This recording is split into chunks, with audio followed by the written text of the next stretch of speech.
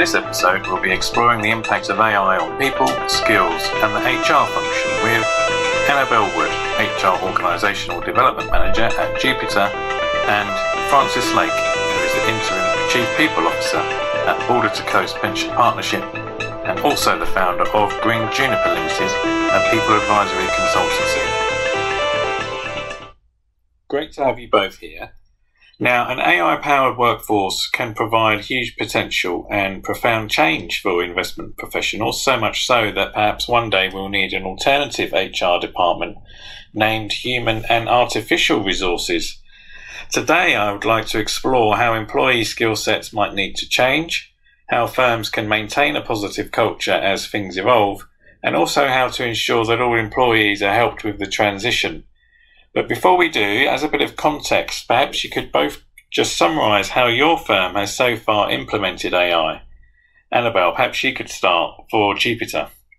At Jupiter, I'd say that we've taken an approach that I'd describe as controlled experimentation. So first and foremost, obviously, we want to make sure that we're not doing any harm either to the company or risk internal data leakage, etc. So at the moment, we're using a distinct number of employees are using ChatGPT-4 within Microsoft's platform itself, which we think is, I suppose, the most secure way that we can allow people to experiment. More broadly, we've set up an AI forum, and the purpose of that forum is to look at the different use cases, see how people are currently benefiting from AI in their day-to-day lives, either in the official channels or, shall we say, the unofficial channels that we might be seeing. And the purpose of that is really to try and cut through some of the hype that I think we're seeing and really identify where we can get a strong business use from the advances that we've seen recently. Yeah, so quite a typical approach, I would say, from what we've seen across the industry. How about at Border to Coast, Francis? So we're trying to do a number of experiments. We haven't sort of deployed much into the investment space, if you like, at the moment, but we've been using it in a number of different ways. So one was, for example, recruiting graduates. We've always asked them to sort of prepare essays. So we know that lots of them would now use generative AI to do that. So we've built it in to specifically ask people to use generative AI to help them with their essays or with their assignments, which then allows us to interview them on how those are being, how they've used the tools, where they've applied judgment, where they've validated their information, and so on. And then internally, we're really trying to run a number of experiments now on looking at work in different teams. Where are there aspects that can be accelerated by using generative AI tools, while, as Annabelle said, making sure we're steering clear of any risk to kind of corporate data. So it's really trying to look at there's a lot of things like writing papers and that kind of thing, where getting to a first draft or getting to a structure or even getting the stimulation for the ideas, those are the kind of things we're trying to get people using at the moment, really. Really interesting, and takes us nicely actually onto the issue of the future skills requirement, about how employees can make sure they sort of develop new abilities that are suitable for the new environment. Perhaps, Francis, you could start there on the types of skills that you'll be looking for from employees in the future. Yeah, so I think there's one set of skills that I think is going to change a lot is the management skills, where as a manager now, I guess today, a member of your team brings a piece of work to you, and you just engage in the content and assume that whatever sources they've used to generate that piece of work are valid and so on, and that what is written is their own work. I think in future, managers are going to need to be able to work with colleagues to understand almost like how much is their work and how much has come from AI. So coaching questions around things like, where did you use generative AI? What did you do to validate any information that's in it? Where did you add your judgment? What risks are there to it? That kind of thing. What stakeholder management have you done around it? So real sort of manager skills on examining and testing the kind of quality of work. I think one of the other big spaces that shifts is and you sort of said it right in the introduction. I've heard this phrase of robot wranglers to describe people who are, if we're getting lots of work out of robots or AI of some kind, how do you manage that work? How do you guard against bias? How do you understand enough of the system, enough of the algorithms to know what you're getting out of it? And being able to combine that with work that's coming out of teams, I think is a really big element. The other thing, though, I think is there's lots at the moment of almost this. We talk about AI like some big boys made me do it. Like that if ChatGPT comes up with an answer, then we can't possibly critique it. But even this sort of Google exec was saying, you can't rely on data in Google Bard. That's not what it's there for. You can Google stuff if you want facts. So making sure we're doubling down on skills like data management, like ethics, like accountability, so that we are treating AI as the tool that it is, but the humans are still accountable for the output. I think that's a piece that is skills or accountability we have today, but it's just amping them up a lot. So lots of change there from a management perspective and oversight perspective. Would you agree with that, Annabelle? Francis has said it very well, that the requirement for managers to be able to understand critique is going to be only increased with the ability to shortcut that research process without knowing the sources that sit behind it. Mm-hmm. Equally, for compliance functions, HR, we've all got to get to grips with how AI is going to do all of the things that we expect from it before we can even start to think about how we govern it. It's a bit of a black box at the moment in terms of how it's working. So, and I think we've probably got some way to go before we get there. I think another piece which is along the same lines as the ability to critique data, to apply that judgment and those questioning skills, I do think that there might be an increase in the desirability of creativity. So at least for now, what we know of how ChatGPT, for example, is working, and these models are based on what's the most likely outcome, what's the most likely answer. And I think businesses are always going to need that degree of innovation, novelty, something new, something different that isn't predictable. And that's almost the inverse of what the path is. It's that shortcutting of, I suppose, the process of work that poses that challenge when it comes to groupthink, or perhaps the loss of some of that diversity of thought that is so critical to an organisation's culture.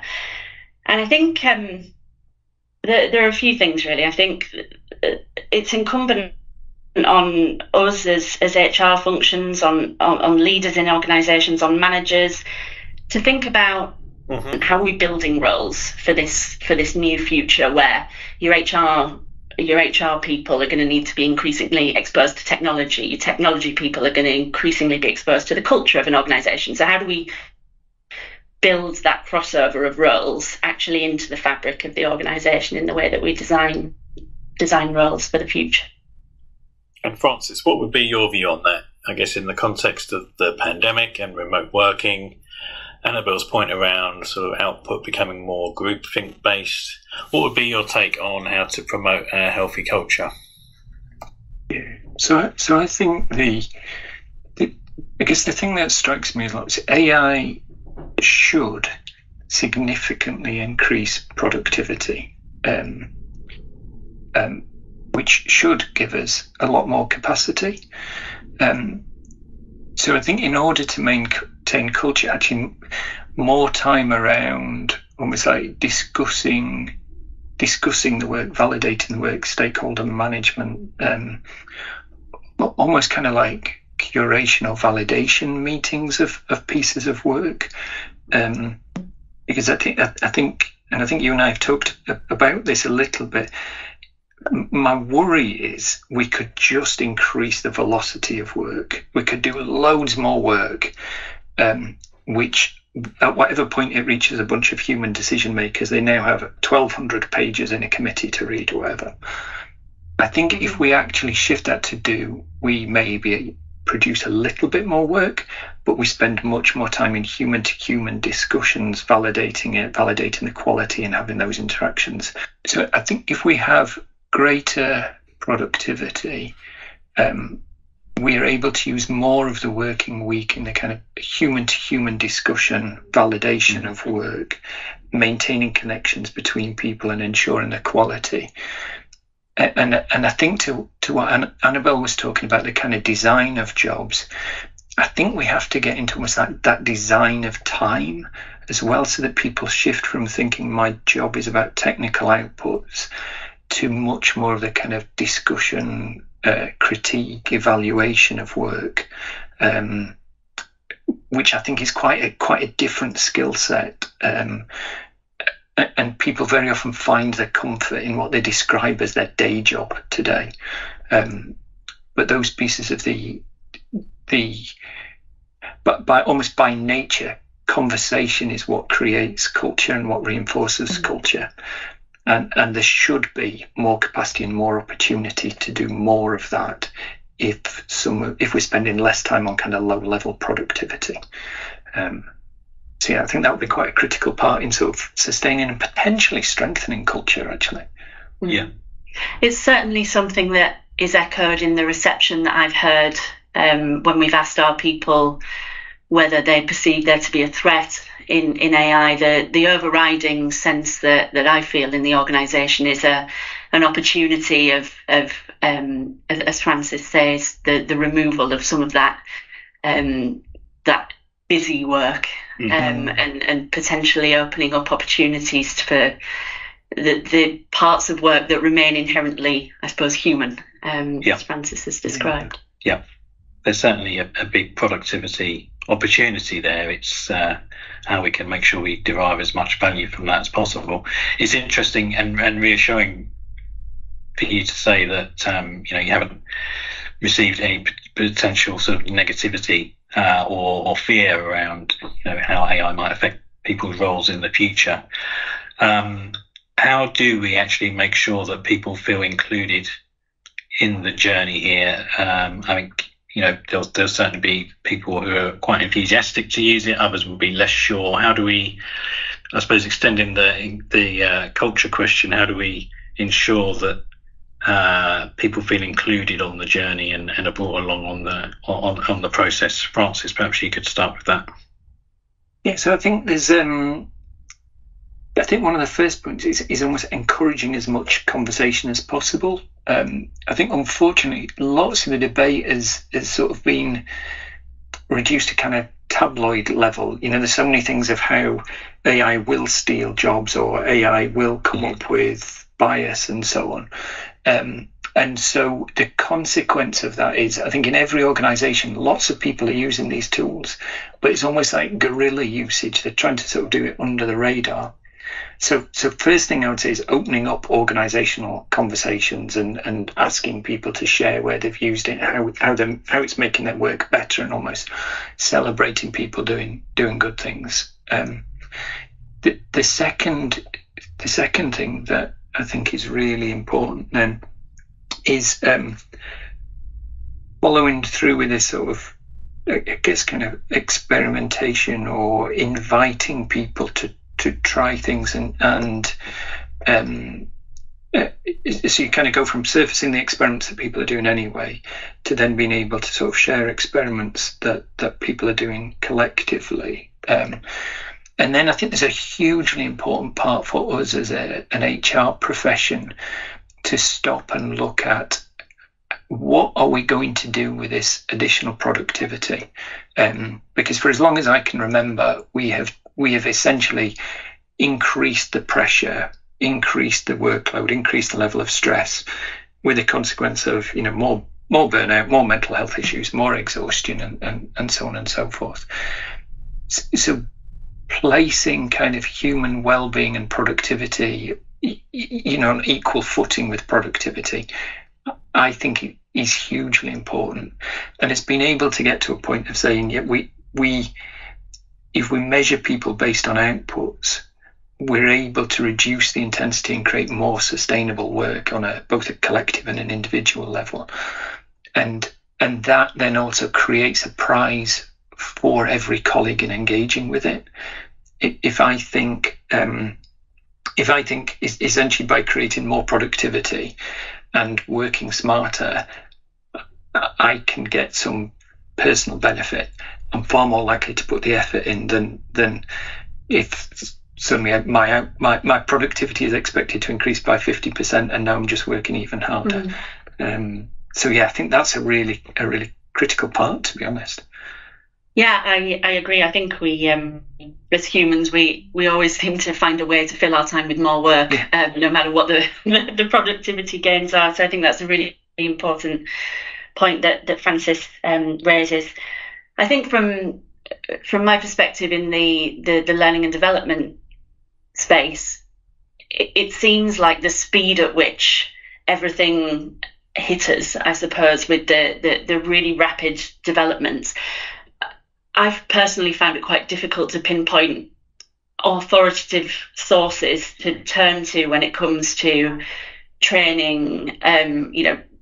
What apps are, I suppose, legitimate, what isn't, and therefore what's a legitimate way to learn about these apps. And it almost feels like we are playing catch up a little bit. The whole world is playing catch up a little bit. So I suppose when we think about, bringing people along the journey, personally, I'm trying to focus in on, okay, let's kind of take it back to the beginning, what we can control, what we currently know, and just build little by little rather than feeling kind of overwhelmed or indeed overwhelming people with possibilities. So would that be your main advice to sort of your peers within the industry about making sure that we sort of ensure that there's a consistent approach across different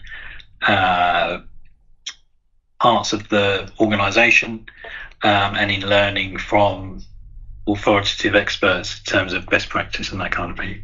Yeah, and really taking it step by step. So one of the areas that I think will be coming most soon for Jupiter is the Microsoft Copilot, which I think people will immediately start to see a benefit from. So kind of focus small and work out. Yes, I think lots of people are eagerly anticipating the release of that across all of Microsoft's clients. Francis, what would be your takeaway?